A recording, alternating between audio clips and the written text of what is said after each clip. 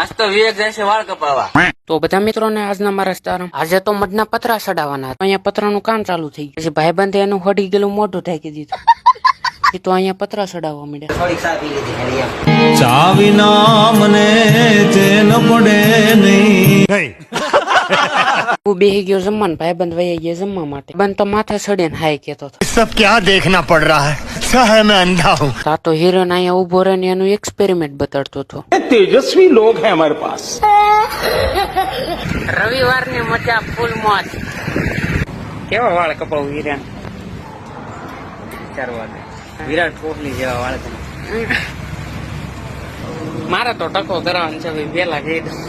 વાળ કપાઈ ગયા છે ને હવે હિરેન ના વાળ કપાય છે ને આ જો અમારો ફાઇનલ લુક. તો આ મેં આવા વાળ કપાવેલા છે. પછી જોવી ઘરે કેવું રિએક્શન દેશે. તો